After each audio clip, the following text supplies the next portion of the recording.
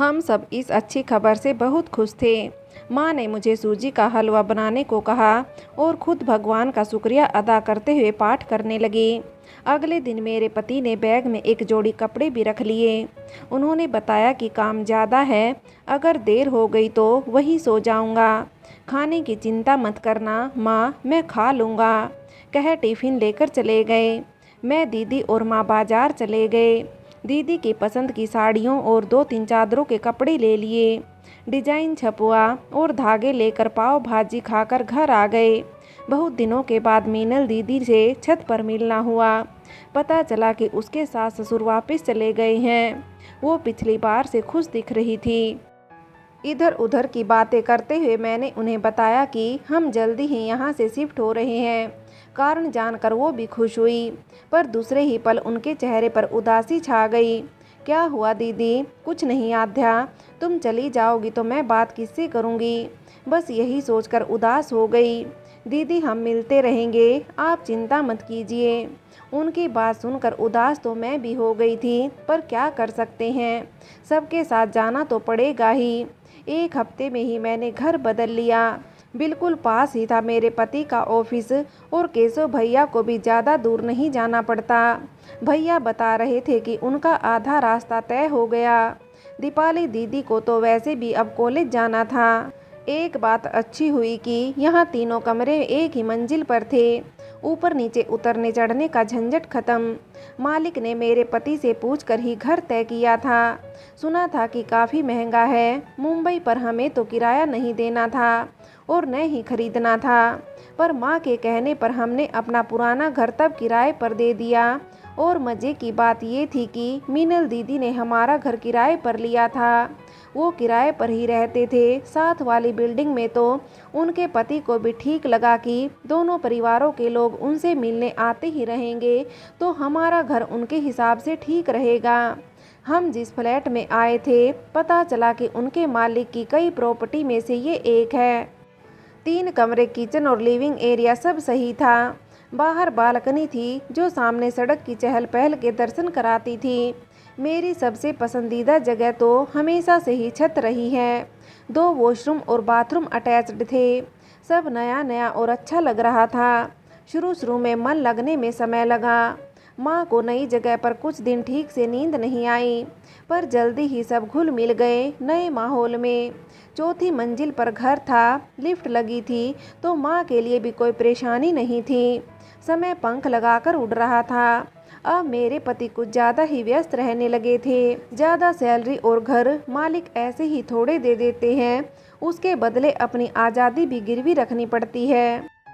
अब उनको संडे की बजाय किसी भी एक दिन एक छुट्टी लेने की इजाज़त थी, तो वो भी मेरे पति अपने काम के हिसाब से लेते और किसी हफ्ते नहीं भी लेते। मैंने भी अपनी कुछ साड़ियाँ माँ के कहने पर एक दुकान पर देनी शुरू की। शुरू में टाइम लगा, पर वो बिक गई। हाथ की कढ़ाई का फैशन कभी नहीं जाता। माँ भी मेरी खूब मदद करती थी। मेरी सास ने घर की सफाई और बर्तन के लिए मेड रख दी थी, तो मुझे ज़्यादा टाइम मिल जाता था काम करने के लिए।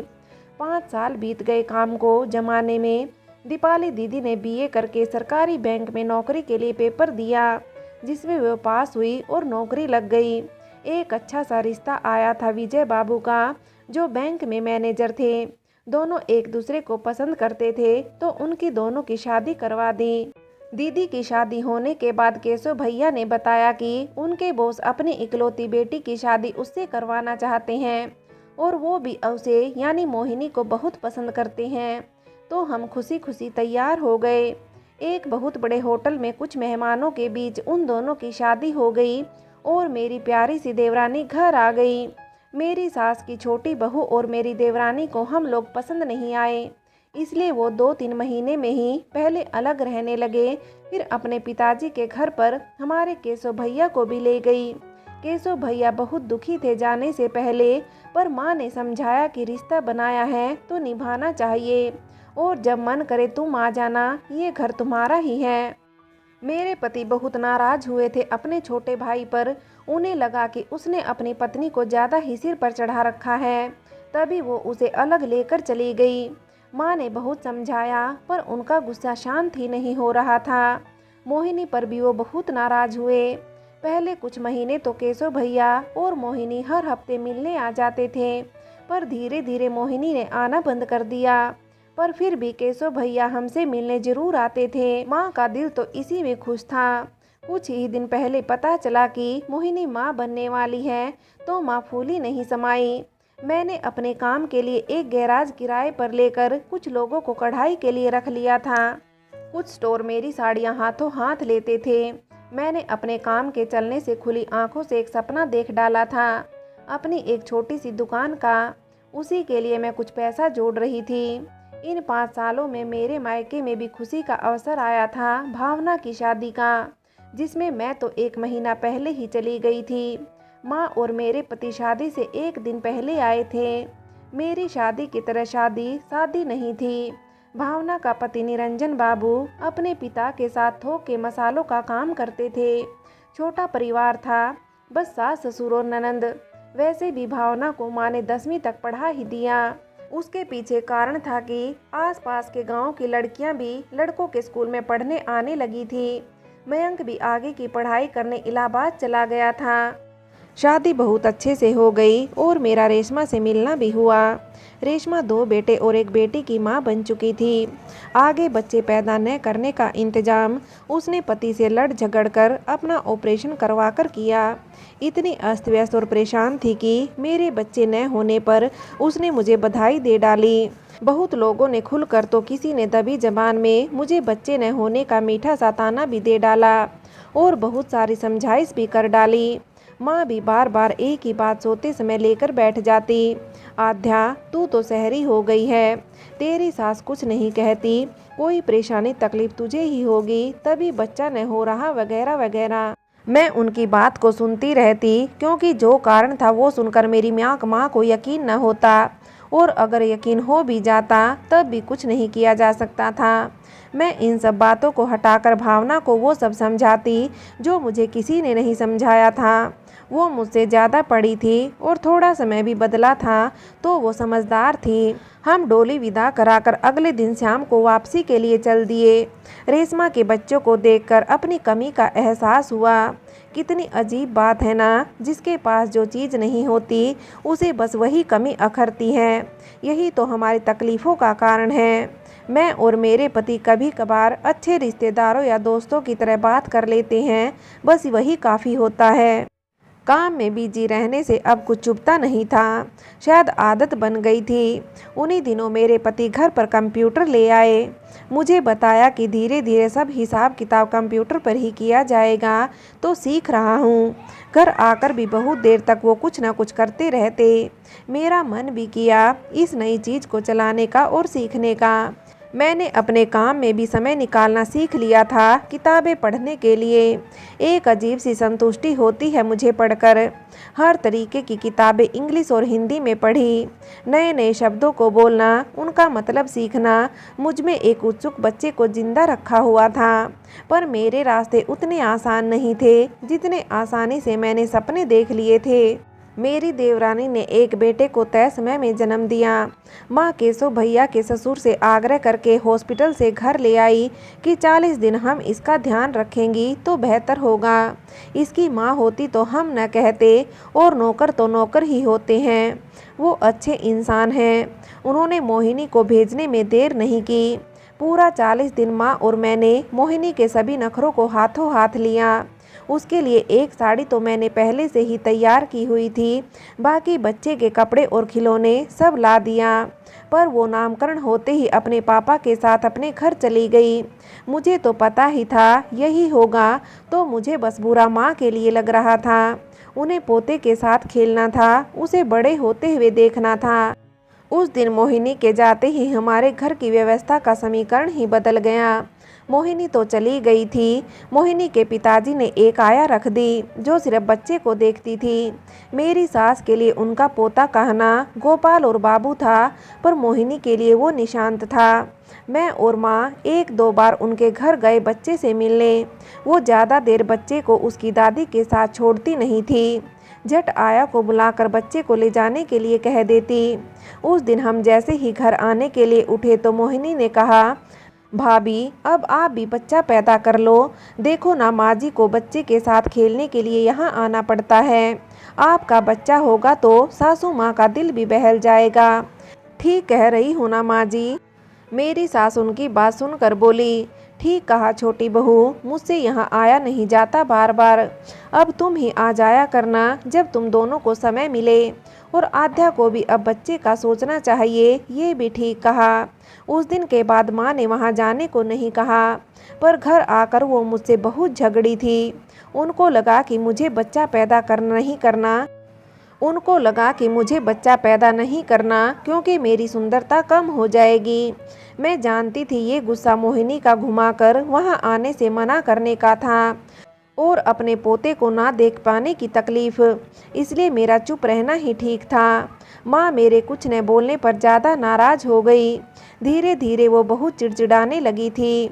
शायद छोटी बहू ने जो अपमान किया था वो उन्होंने दिल से लगा लिया था। मन फिर रह रह कर वहीं जा रहा था जहाँ मैं सपने में भी नहीं जाना चाहती थी, या यूँ कहो कि जाने से बचती थी। बच्चे किस औरत को पसंद नहीं होते? कौन सी औरत अपने पति को अपने साथ नहीं देखना चाहती होगी? पर काम में ध्यान लगाना मुझे ज़्यादा ज़रूरी लगा, क्योंकि ये सब मेरे लिए सिर्फ ना पूरे होने वाले सपने भर हैं।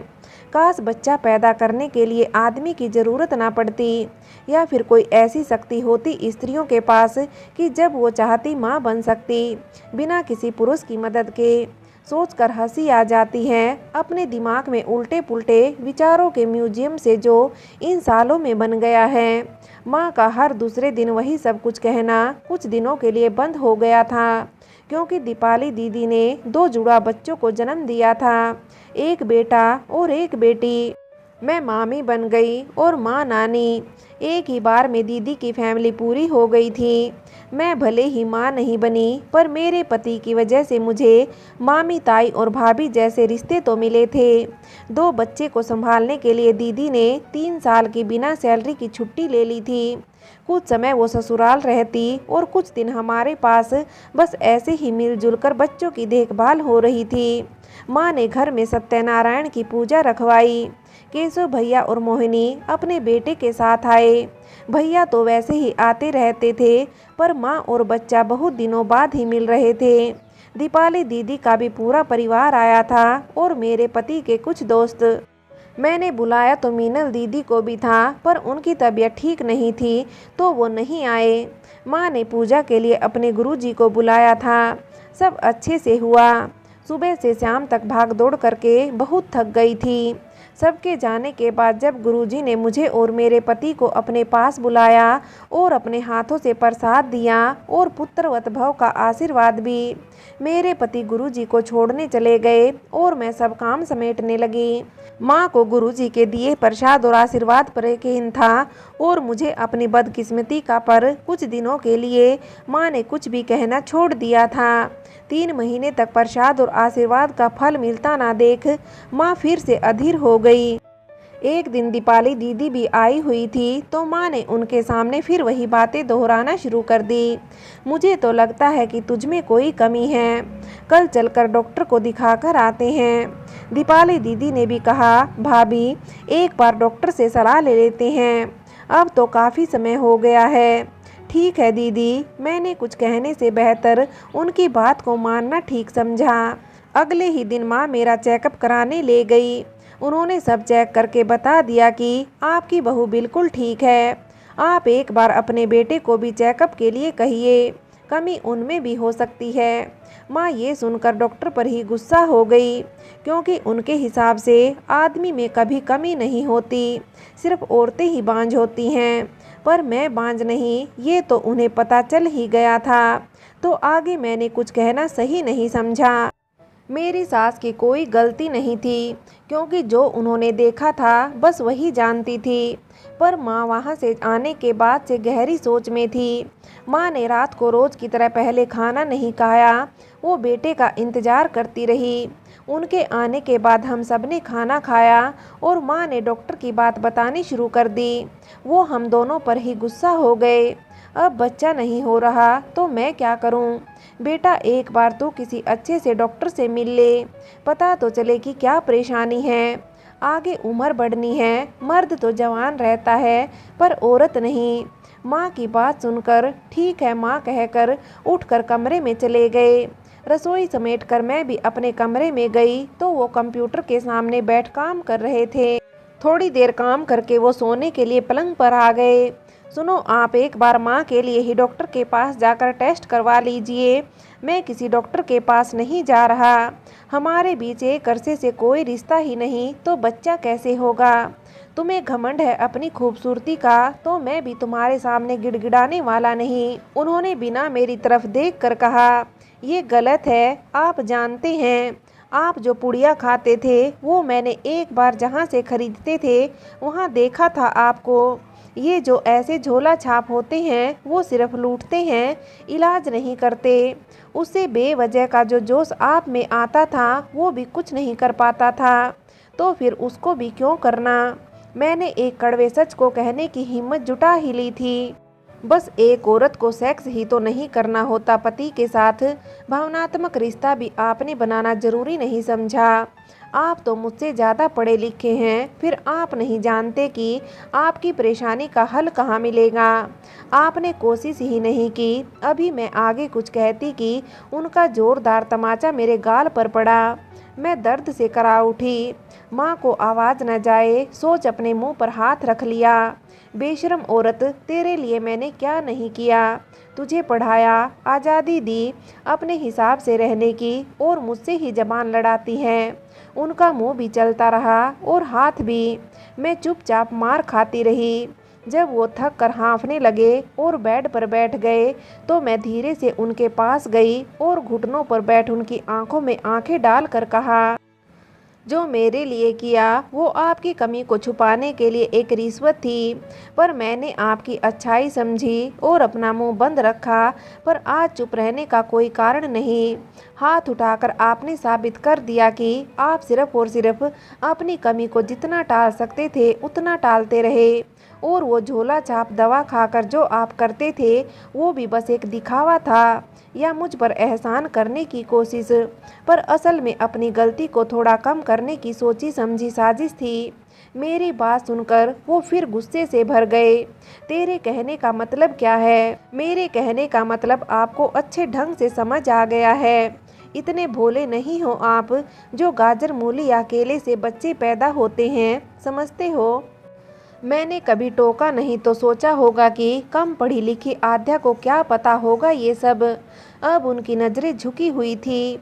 वो उठे और चुपचाप कुर्सी पर बैठ गए।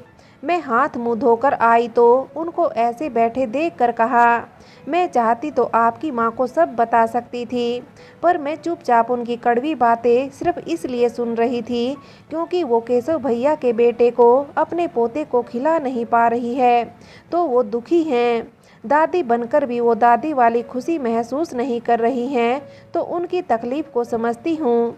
आप बेफिक्र रहिए, मैं उनको खुद कभी ये बात नहीं बताऊंगी।